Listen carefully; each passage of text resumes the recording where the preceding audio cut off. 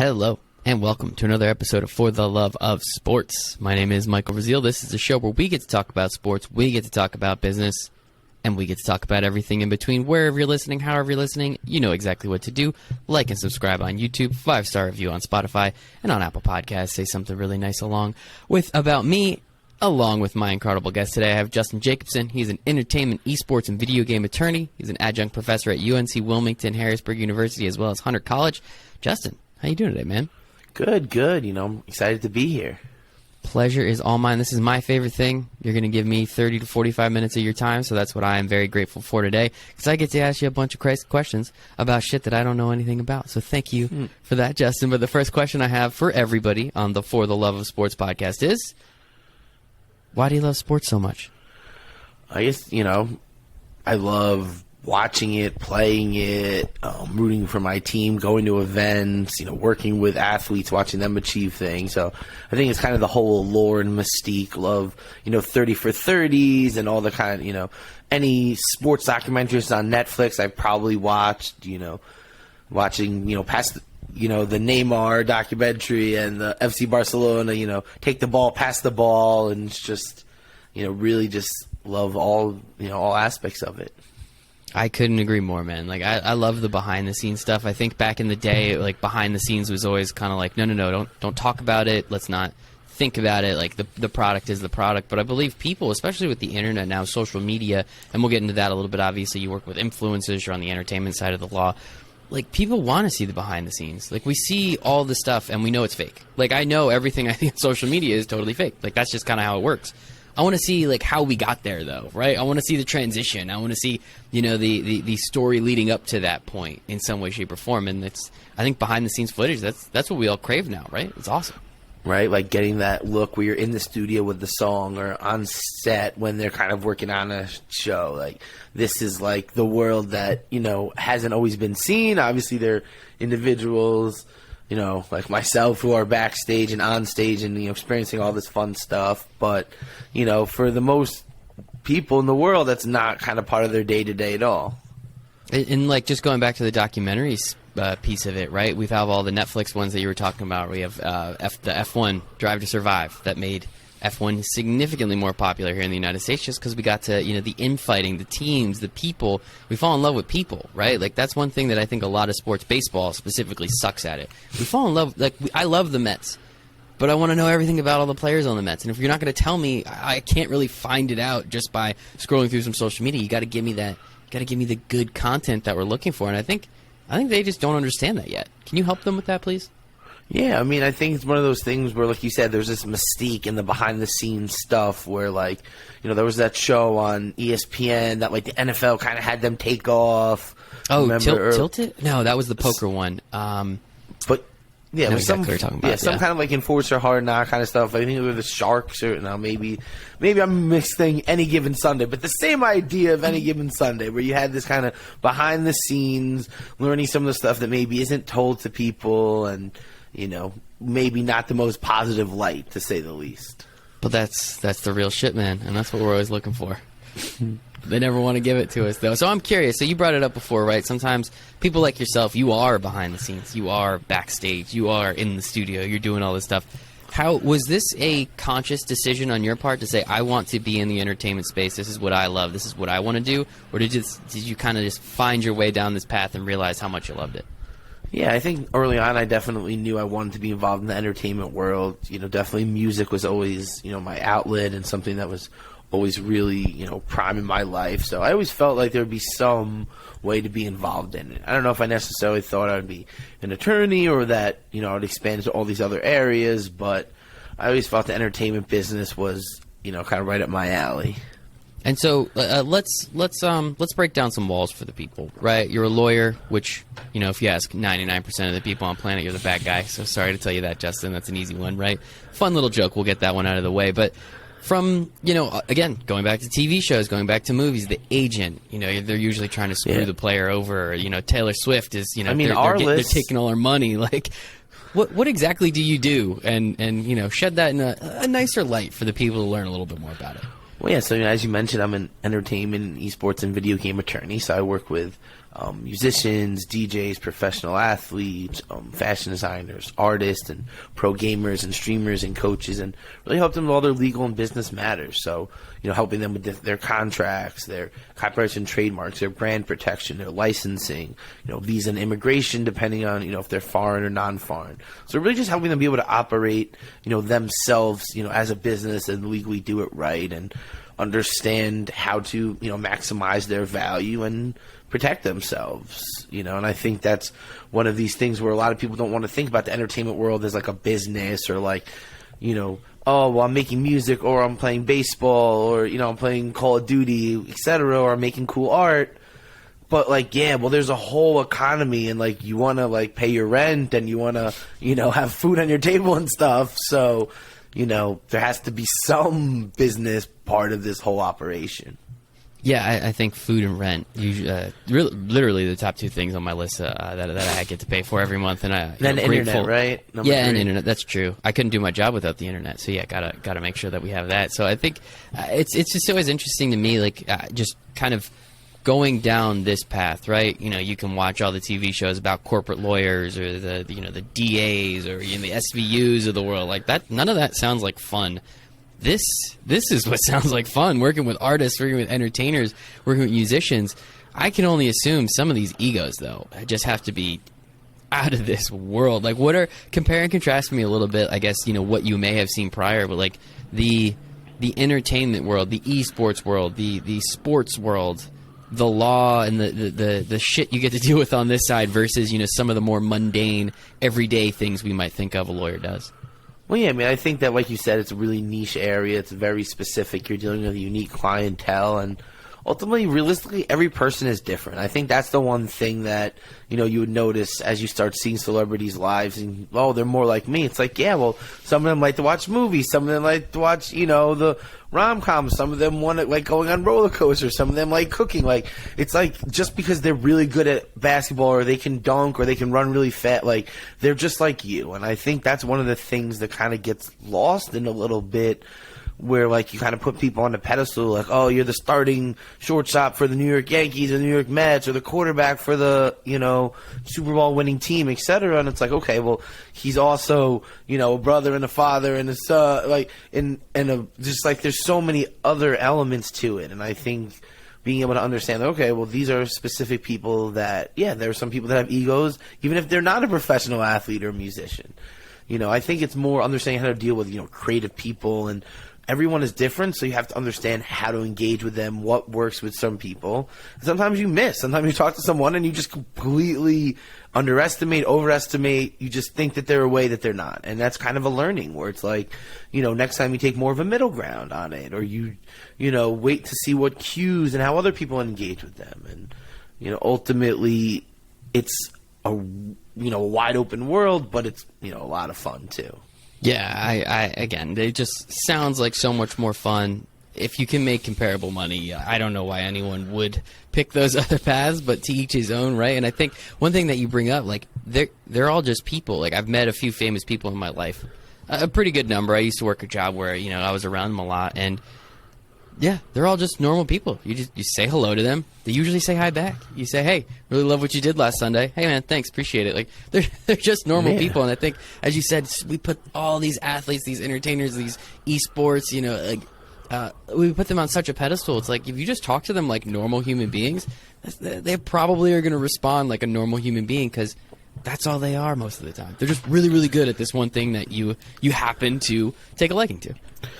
Yeah, and I think that's what's, exciting about it, is that you get to kind of see this other element and help guide these people through, an area that's really not that familiar with them. They may be, great quarterback or linebacker or et cetera, but what do they know about contracts and, negotiating deals and, setting up corporations and LLCs to, protect them. And, this is all a lot of complicated stuff. So it's really nice to kind of be the subject matter expert and help provide this guidance and develop that relationship. And I think so many of these athletes, entertainers, content creators, they need that, right? Because once you get big, you get big quick, and then go delete your Twitter. That's if I was a lawyer, Justin, and I was to work with any of these athletes, the first thing I would say is just delete your Twitter and start over. You'll get those followers again it's not worth it. I don't know. You could add that to your handbook if you want. If you could take it. Right. CC me, but like take Wait, it. I'll Please. give you quote Mike's advice. Yes, thank you. And then send them over here so they'll come on the podcast. But more importantly, I'm always kind of curious. So specifically, and when I said entertainment, esports, and video game attorney, that is literally word for word on your LinkedIn. I do research, but I only can do so much research, right? I'm kind of curious, like, what made you specifically want to make sure people understood that you were in the esports and video game space rather than, say, more, like, I know you even have, like, in descriptions, right, influencers, you work with athletes. What is it specifically about the esports and video game space that you are trying to really make sure that you are an authoritative speaker on? Well, yeah, I mean, I think that, in my opinion, esports is kind of this professional video gaming world where, generally people think of it as really only the competitive side of video games, but I see it, as a much broader space where you have, Twitch streamers and YouTubers and content creators on TikTok and Instagram and all these other platforms, and people that are really using, video games and gaming as kind of a platform as part of their messagery. It might not necessarily be all of them, but it's kind of that. And I've kind of been able to find a niche kind of sitting at the intersection of the music and sports and esports world, helping, athletes come into the space, helping musicians and stuff, help with them, and really kind of working from both sides with this unique, perspective and connections and expertise. I guess, is there anything inherently different or things that need to be looked at slightly differently in this even more niche down space, or is it just kind of just specific words and terminology that once you learn them you're pretty good to go? Well, yeah, I mean, I think that there's a lot of similarities between all these talent worlds, and that was why I was able to kind of expand into it. As I started in music and sports, and working with more creative talent there, and expanded into this world about 7 years ago. So I just saw a lot of similarities between the contract structuring and copyrights and trademarks and business structuring and all these other relevant areas.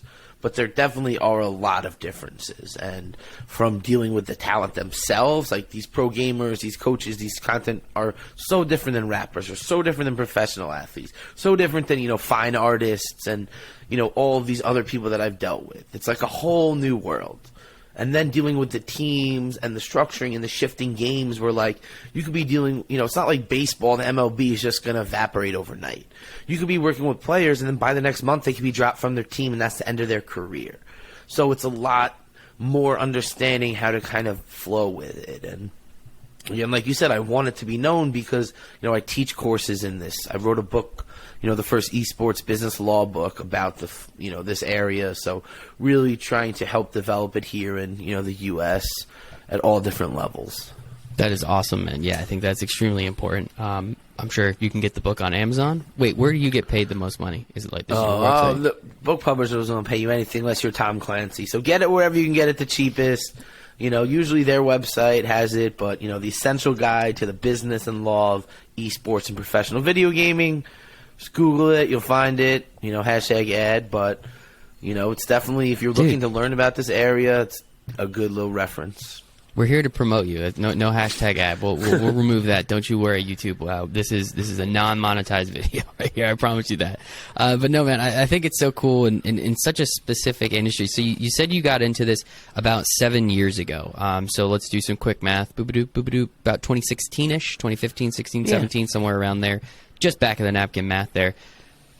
It was starting to get pretty big back then, but I feel like it wasn't until 18, 19, and then the pandemic is when it really started to explode. Did you expect the type of explosion that we saw? I mean, I'd like to say that I can predict the future. We're talking about my lottery ticket, but I'm always, I've been a lifelong gamer, and I always knew how large, the following was in, Asia and South Korea, because I was a big StarCraft and StarCraft 2 fan. Dude, I grew up on that game. Operation Qual, Black Sheep. I knew all the cheat codes to that game, so thank you so much for bringing up StarCraft. So, yeah, so like I said, I kind of knew how huge it was in South Korea that, like, the pro gamers there were, like, the NBA stars here, like, making so much. So, like, I always knew that was, like, a thing. But it wasn't until kind of around then that I really started to see how it was growing here in the U.S. And then I started to just kind of research the space and identified that most of the attorneys that were kind of involved in doing it at a really high level were all really similar. Whereas I was able to come from this other entertainment vertical with different knowledge and experience and network and really try to come at it from a different angle. So I really started to work with different talent agents, helping them with their players and learning the ins and outs of the deals and working with the teams and the players. And kind of from there, kind of been doing it ever since, helping, all different businesses and individuals in it. And so one thing that's always interesting with me and which I find interesting about esports is, right, we've talked about it a little bit. There's esports, which is the actual professional, you play for a team, you play a specific game most of the time. And then there's the content creator side, Ninja, Tim the Tatman, right? Like Some of these guys, Dr. Disrespect. Some people that, hey, like, they are very good. I'm not going to take that away from them. But, you put them on the stage with some of these other guys and, they get the floor wiped, they're wiped the floor with them. How, like, even within that space alone, how different are some of these contracts with the brands and what exactly are some of the similarities and differences between even just the two separate sides of the esports space? Well, yeah, I think that, why I make sure to, include video games, not just esports, my messagery is because that side, the content creators, the YouTube stars, TikTok, Instagram, Twitch, there's just so much more money, so much more value because their numbers are just so much higher. Whereas, if it's the economy where the pro gamers, the competitors, they're only incentivized based on performance. So it's like they need to win, first place, they need to be the best of the best, strategies, scrimmaging, everything to make them the best they can, which thus limits their ability for some of this outside revenue. They're not going to be streaming as consistently, so their numbers aren't going to be as high. They're not going to be caring about interaction on social media and building followings because, again, it doesn't matter. But for Tim the Tatman, Ninja, Dr. Disrespect, Shroud, all these names that you're mentioning, that's their bread and butter. Like, they need to average thousands of concurrent viewers and get millions of views on everything because that lets them charge 6-7 figures, whatever it is, for deals. Lets them structure where they're going to get 10, 20,000, 50,000 the way an athlete would to do anything. So that's the real area where, and there's just a lot more longevity where content creators building a fan base, and you have some of them are former pro gamers who have some notoriety, then can kind of transition into this. So, and the others that are kind of like entertainers. Like, I look at it as almost like you're putting on your own TV show. And that's kind of how I describe it to people. Where it's like, okay, well, if you watch The Truman Show, it's like, it's the Justin Show. And you could sell all the ads, or, all the space around you. White space is sellable. Whatever you're wearing, whatever you're saying, whatever you're drinking, all of it's sellable. You could just do so much with it. And, again, for competitive gamers, it's just about winning tournaments, winning leagues, getting as many kills as you can kind of thing. Well, Justin, one day, for the love of sports with Michael Rasile, I'm going to be coming to you so that you can help me with all this stuff. Unfortunately, right now, I just have a free ad for Peloton, which I really do love my Peloton. No promo code needed. Just go buy one. I love it. And my Mets, which they always just let me down, so that is what it is. But I am kind of curious from the perspective of, you said the I don't want to put words in your mouth. You didn't say it was easier, but like the one thing that I've heard on both sides, the streaming side and the esports side, is like the burnout, like the unbelievable amount of burnout that comes with either one, right? Like the streaming side, kids come off school and they want to watch you, and that's all they want to do is continue to watch you, and like you want to have a personal life, right? And there's just so much stuff that's going on, and it sounds like fun to you and me, or it sounds like fun to me. But then I bet if you ask me, okay, Mike, well, if you stream 3 hours a night, 6 days a week during the times when you want to spend time with your wife instead, it's like, oh wait, actually I don't want to do that. That doesn't actually sound like that much fun. I'd rather keep it the way it is. And then the esports side, like these guys are practicing constantly. We hear about like the mental health issues and the depression that comes with just kind of staring at a screen and doing the same thing repeatedly over and over again. Like, how are you able to actually help your clientele with like these types of issues? Maybe not this specifically, but these types of issues outside of maybe your expertise in the law, but just being able to say like, man, like you got to take a week off, go on vacation, like just do something, get your head away from the game. Well, yeah, no, I mean, again, both the competitive side and the content creator, they are no easy by any means. They have completely different tasks, but it's kind of like you're burnt out because you're competing, 12 to however many hours, like literally from when you wake up to when you go to sleep with meals in between. So then again, with streaming, like you're streaming for 4, 5, 6 hours, multiple days a week, playing the same game over and over again. Like you're having to put on a show, and like you have to always be super enthusiastic, and whatever your show is or your personality, whatever your shtick is, they call. Like, that, you have to be on that. So if you're, like, Tim Tatman, who's crazy and outrageous, so you always have to be on. And like you said, some days you just want to go outside or you just want to go to the Mech opening game with your friend, but it's like, oh, I have to go stream for, 2 hours in the middle of the day on Saturday. But it's like, no, like, I want to go see that movie with everyone. So it's like, yeah, you have to look at the job, you have to understand that, and there has to be a balance. I've definitely worked with some younger streamers who, blew up and just really took off to another level, and, dealing with the toxicity and just the grind and the stress of that, just kind of like scaled back a lot to where it was like, wasn't really doing it at all. And it's just kind of, but that's kind of the balance where it's like you either grind because you're making so much money and you just want to keep doing until you burn out. Or until you be like, okay, well, I need to scale back, but then it's going to impact my bottom line. So it's kind of like the way you look at the show. It's like as long as you're streaming, the meter's running. And like that's where I think, I introduce content creators and like have that as part of who I work with, is because you don't have to be playing video games. The Ask Me Anything stream where it's like, oh, well, let's just talk people, or like cooking or makeup or working out. Like I always use this example that like Nick Merckx had 60,000 people on his first workout stream. 60,000 people watching him lift weights. And he wasn't in like a tank top or without a shirt. He was in like a hoodie and shorts, like the way you would see any dude at the gym lifting weights. He was just doing shoulder shrugs. Think about 60,000 people. That's like an arena. That is more than a lot of, major stadiums hold in, the world. And that was just, and you could tell that it wasn't botted, because if you look at the chat, it's going a million miles a minute. People are donating. Like, it's, that's real. That's power. And that's not him gaming. That's him getting an hour workout in there. And every once in a while, in between sets, he goes to the chat board and says a shout out to whoever just donated and does the next set. And, and hey, man, like, he's probably making a lot more money than most of us just lifting weights. Shout out to Nick Merckx. I don't consume his content, but he's been on a few different podcasts that I listen to. That dude's hilarious. So shout out to him, and that's awesome. Yeah, I mean that's evolving, right? That's understanding. Once you have this loyal fan base, once you have this audience that you connect with, and more importantly, they connect with you. You can pretty much do anything, and you're able to importantly give them value in some way, shape, or form, and then B, be able to monetize that audience. I was told, I had a gentleman on the show. He said it's about 50,000. If you can get 50,000 people to pay attention and actually care about what you do, you can make a lot of money. So Nick Merckx is making some millions on Forbes.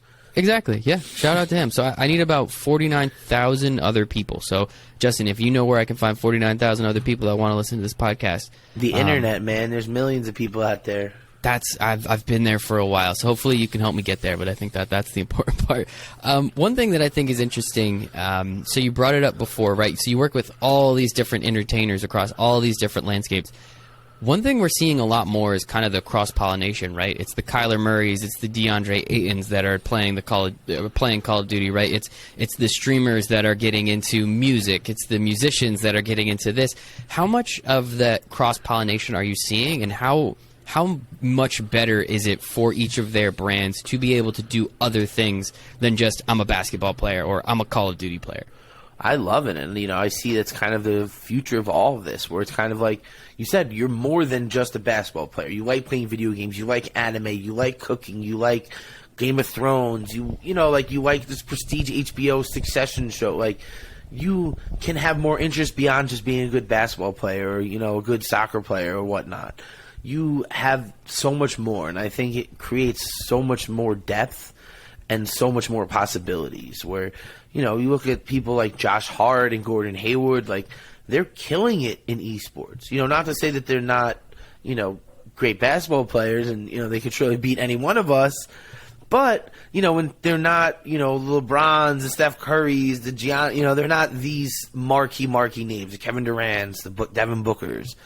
But, they're getting major sponsorship deals in esports, investing in these sponsorship teams, like really being part of this. And you're going to see them having a lot more longevity after, all said and done, building that vertical. And I think that's the biggest thing, when I talk to agents and athletes and, entertainers in this that are looking at the space, it's like you're building other interests that you're part of. It's like if you're going to go home and play video games for, an hour or two after practice, might as well stream it, turn on your camera, and just talk to random fans. And like, oh, that was a crazy kill. Like, I don't know if you saw, maybe a month or two ago, it was Sauce Gardner, Garrett Wilson, and Breece Hall, and they all jumped on stream and were just playing Madden and Call of Duty for a couple hours, and they had like 2,000-3,000 people watching, and like they were just like interacting with the chat, asking questions, like doing crazy plays in Madden, and just like, oh, I can't believe he caught that, and like they're acting the way you might react when someone catches a crazy play on you. So, yeah, I love it. So it just kind of builds, camaraderie, builds community, builds another vertical where, when you're no longer playing football, there's so many now avenues where you can build from it. And, that's kind of why I kind of champion it and really kind of help anyone that thinks that's part of what they want to do it. But it's hard. And, you have to kind of wear this consistency. Maybe you don't have to do 5-6 days a week, but you can't do it once in a while. And I think that's the hardest and the biggest hurdle that I've encountered is understanding that, this is like a grind. Maybe because you're a celebrity, you're an athlete, you have a little bit of a head start. People are going to want to watch you play Call of Duty over maybe someone else if they're a fan of the team. But if you do it once in a while, it's never going to translate to like a true business. You're never going to be able to sell on it. And ultimately, that's the name of the game from our perspective. Yeah, I think consistency, so many people underestimate that aspect of it, right? It sounds easy to do something once a week until you have to do it once a week, right? Like, it's just one of those 2-3 times things. a week. Once a week is like, that's like, okay, like cool, but like, I don't think that gets you to the level you need to make it a business.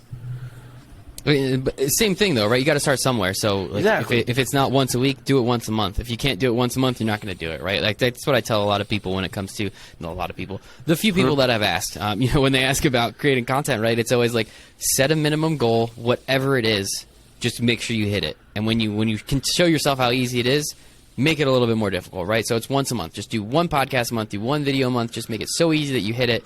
And then you're going to be like, well, I could do that. What about 2? What about 3? What about once a week? What about twice a week, right? And it's just kind of building up to it. It's so difficult to just right out of the gate say, I'm going to do 4 days a week, because when you don't hit it initially, because it's a very difficult thing, go do right out of the gate. Maybe you do it once, maybe you do it twice, and then you don't do it anymore.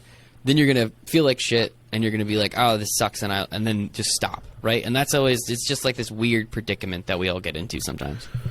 Yeah, definitely. I think that's the biggest hurdle, but those who do it and will see success and we'll see growth, and we'll kind of start building this connection that we talked about earlier, where it's like, oh, well, he gets frustrated when he gets sniped just like I do, or like he gets excited when he makes a crazy play in Madden or 2K or whatever it is, and it kind of just is another way to connect with the public and for the public to connect with you.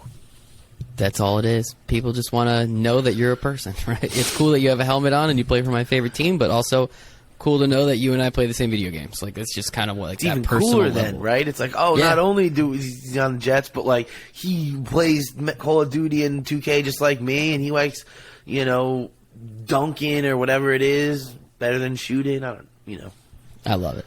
I think it's awesome. I wish more athletes, more people did it. I think it's always something that you grow your brand, man. Always grow your brand, and it seems like you'd be able to help a lot of people with that, Justin. So we appreciate you there. One last thing on esports that I think is really interesting. I'm on the internet not too much because I have timers on all my social media apps because I know it's probably not the best thing for my time or my health. But I have noticed a lot recently, especially since we've kind of quote unquote come out of the pandemic. Let's call it the last 6 to 8 months or whatever.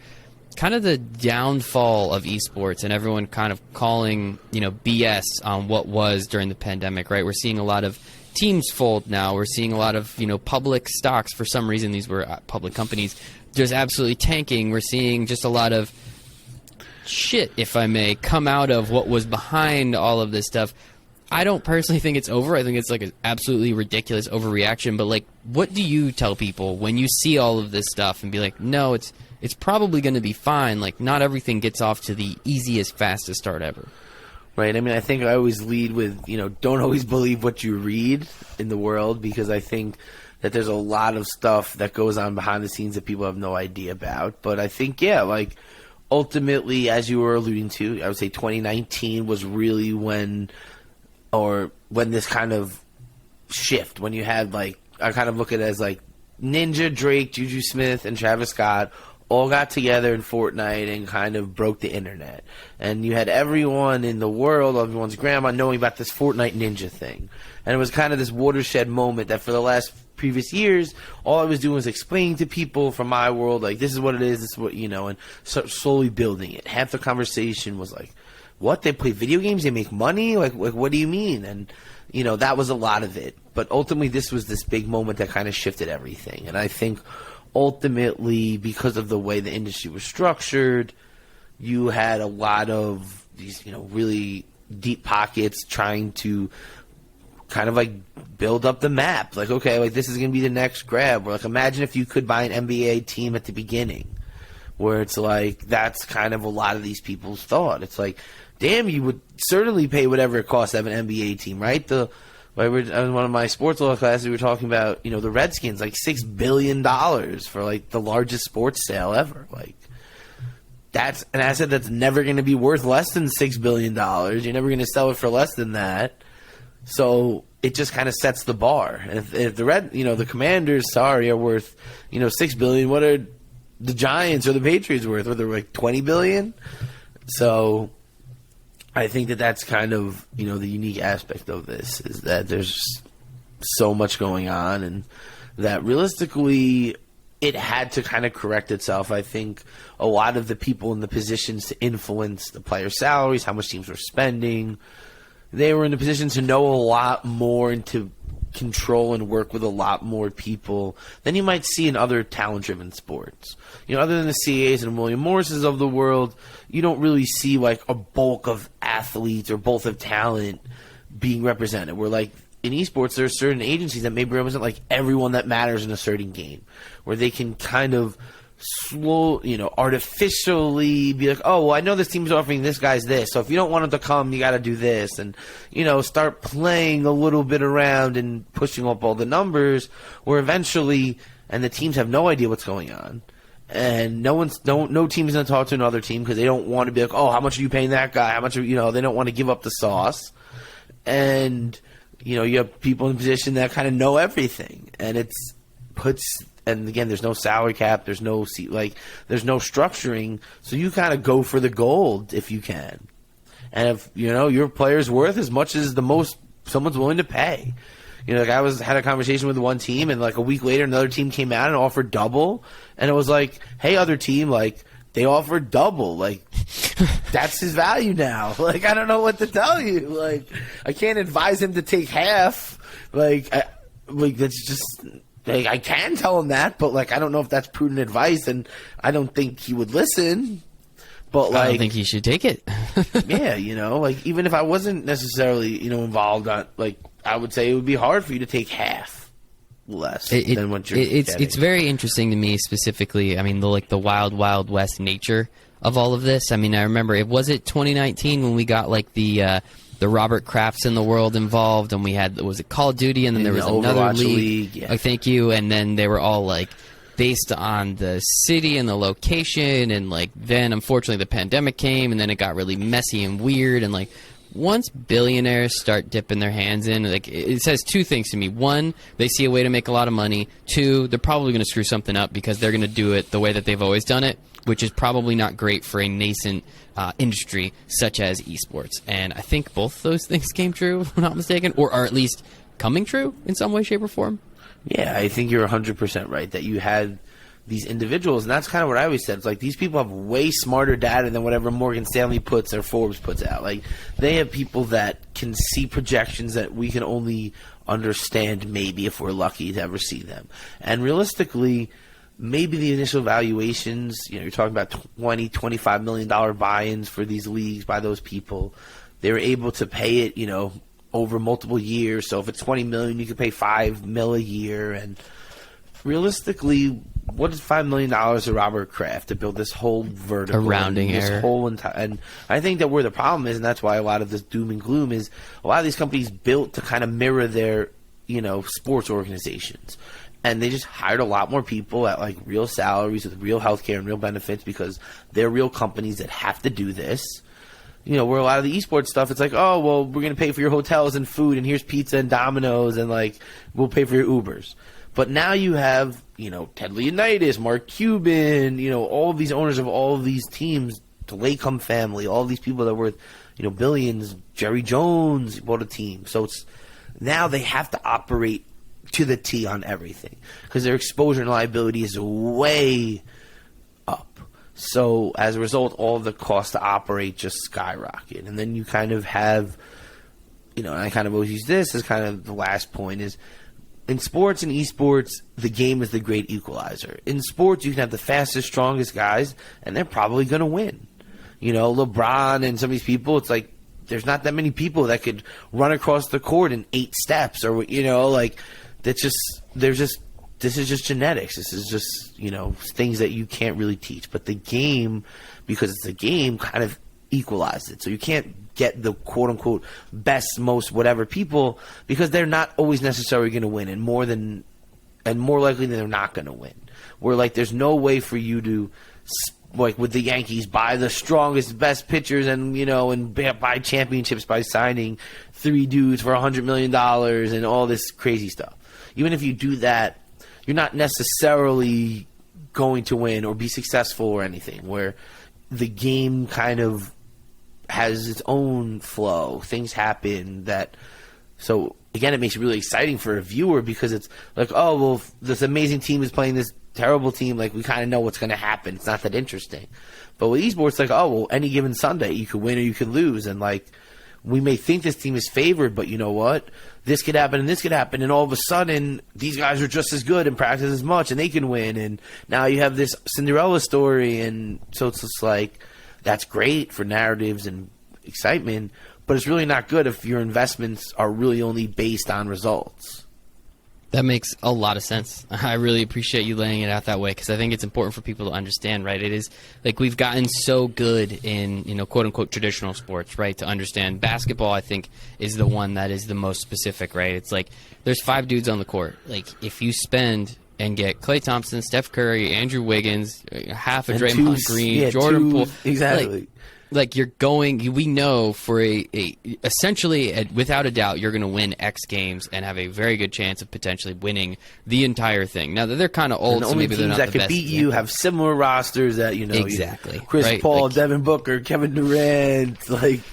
So it's like basketball specifically makes it so boring, in my opinion. Now baseball, right? I'm a Mets fan, so your Yankees reference is a little out of date. You probably should have said the crosstown team in Flushing over there because we're the rich. You're the big bank now. Yeah, we got the $14 million. You guys got Shake Shack, now, so you're winning there. Oh, dude, that is the best Shake Shack on planet Earth. I don't know if you've ever been to it. Anyone out there listening, the best Shake Shack, planet Earth, Citi Field, and it's not even close. I don't know what they did to those burgers or that grill, but it is by far the best Shake Shack I've ever been to. I've been to multiple, so that is, you have my word there. But no, Justin, I think it's really important for people to understand, right? They're going to invest so much money into these things, and because it's such, not a fluke game, but like because there's so many opportunities for things to go right and things to go wrong, things will go wrong, right? If you give yourself enough opportunities, 50% of the time something might go wrong. And that means you don't win any money, or you win a very small amount of money. And now these billionaires who are really only looking at it as a dollar and cents thing that says, wait, we spent how much money and we made how much money? None of this makes sense. Math, simple math, right? And then they want to throw everything out the window and start over, and they're really not giving it enough time, which I think is pretty disappointing. Yeah, I mean, I had a conversation with a really high-level executive, and he was just like, what's going on with this esports thing? I'm like, it's a money pit. Like I don't know how else to put it as an owner of a major organization. It's a money pit. And after 3 years, 4 years, their tolerance was just like, where's the end? And then you start seeing shift. I mean, I kind of, the classes I teach in my book, I kind of look at the new ways that teams and organizations are trying to get, more cutting edge, more ancillary streams of income. Some have launched record labels, and now you're able to have music that you own and license, and you can make now all that income on all the videos. Now it's like, okay, all of our streamers, you can use this music that we own for your videos. You can use this on stream, and you're just getting all this income residual royalty, and now you take away that whole DMCA issue that they might have. And, these views are getting millions of people, so that could be real money on the back end. So you're now developing this as a new way. And then again, you could have actual musicians now signing and repping your brand, and you have this cross-pollination that we start to talk. So, then you have other ones like 100 Thieves buying, a keyboard manufacturer and trying to make these high-end keyboards. And now it's like, okay, well, we have pro gamers and streamers helping us build keyboards and selling it. Like, you're starting to go beyond just fielding a team in League of Legends or Call of Duty. You're becoming more of a multifaceted business, and that's how businesses work, really. Yeah, kind of looking at it almost like a media company from that perspective, right? I work for Penn International, so this is no shameless plug, but like the Barstool brand, right?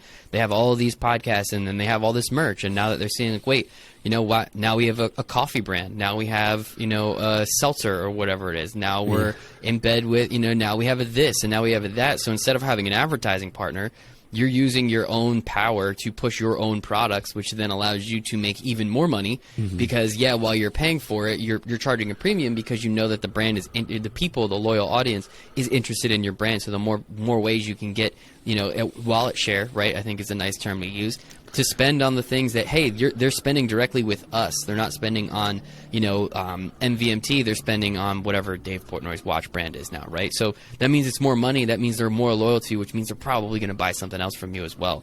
Now you can have Stella Blue coffee, which is pretty good coffee. I'm not the biggest coffee guy, but it's pretty good. It's one of the Barstool brands, right? So it's just kind of figuring out right, he's gonna come out with a frozen pizza line one day, right? Oh, pizza yeah, sauce. I think he already did. One Bite Pizzas. I think that already exists, right? You can get it at Walmart. Yeah, it's just one of those things where if you can kind of, rather than have advertisers, now also on top have your own brands that you can sell to people that they're going to buy. I mean, it just kind of makes sense to get them in this hamster wheel a little bit. And I think the piece about music that you made, one thing that I never knew was a while back I listened to Miley Cyrus on Joe Rogan's podcast. For whatever reason that day I thought this sounded like an interesting conversation. She said something really weird in there that I did not realize, but TikTok is essentially a record label when you think about it, because essentially all they're trying to do is get that 10 to 11 seconds of the stream, and then they pay out.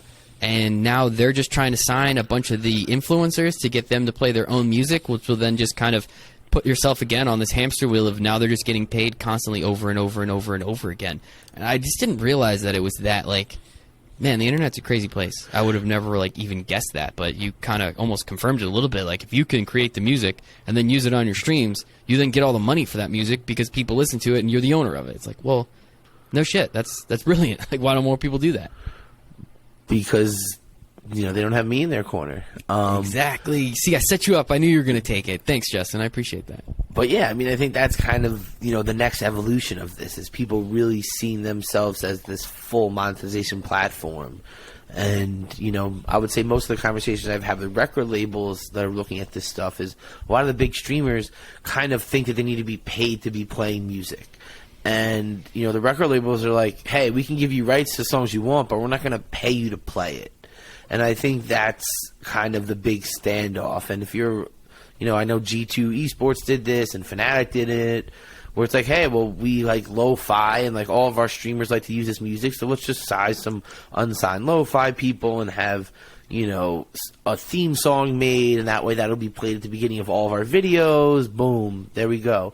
Now you're talking, oh, you want to play it live on stream at a tournament? Oh, we got to pay us a license fee. That's a sync license. You can't just use the song. There's rights holders. You're starting to develop much more valuable IP and go down the trend that you mentioned of being more of a media company where, FaZe Clan, that aptly, publicly, that company that you alluded to publicly on the, tanking, they have their own TV studio and they're going to be creating, YouTube syndicated series, and that's how they're going to really rev up and I think make a lot of money, where it's yeah, you want to get your YouTube show on the Face Clan network and be in that studio and whatever people they bring. Like that's probably a great distribution channel if that's the market you're going for. So, it's just kind of the next evolution beyond just having competitive gamers. Yeah, I think YouTube's awesome. I love YouTube. Shout out YouTube. Watch my YouTube videos, like and subscribe. I also watched a bunch of the Coachella sets recently. You can watch anything on YouTube. That place is nuts. But yeah, no, I completely agree with you. I think it's really important for people to get their faces out there, their voices, their names. You say kind of turn everyone into realize you're a monetization platform, and it's pretty cool. And also, saying those words and kind of stringing that sentence together is a little dehumanizing. It's not a bad thing, but it just kind of feels like you're, I don't know. Maybe that's me. I don't know. Do you ever run into people that kind of feel that way, that it's just my whole life is just on camera and then every piece of it is monetized in some way, shape, or form? It's just kind of almost robotic in nature from that. Yeah, I mean, and especially with the creative people who, musicians and, that are oh, I love it for the passion of the art, the creativity. They hate the business contract side. It's the worst conversation when it's okay, hey, artist, you have to talk to the co-producer or the co-writer. And it's okay, we got to blame another lawyer and be okay, well, I talked to my lawyer and he said we got to get this agreement signed. And it's the last thing creative people really want to do is deal with that side of it, deal with the business side, deal with the legal side, and kind of bridge that gap, especially with co-creators. It's I feel it kind of almost taints it in their eyes, where it's oh, I made this great song, and now we're going to figure out how you're going to make money off of it, and who owns what, and, how much I contributed versus how much you contributed, and it kind of goes against this creative, inner feeling, I guess. Yeah. Lifestyle, zen, chi. We can use one of those words. But no, appreciate your service on that one, because I'm sure you get to deal with a lot of that shit. So keep doing your thing, Justin, as we said. So last thing, I want to get you out of here, man. This was absolutely fantastic. Sincerely appreciate it. Last thing I do want to talk about, though, you're a professor at 3 different universities: UNC Wilmington, Harrisburg University, Hunter College right here in New York. It's not too far. Harrisburg, if that's the Pennsylvania one, I've been out in that way, so that's always cool. Mm-hmm. What made you want to be a professor?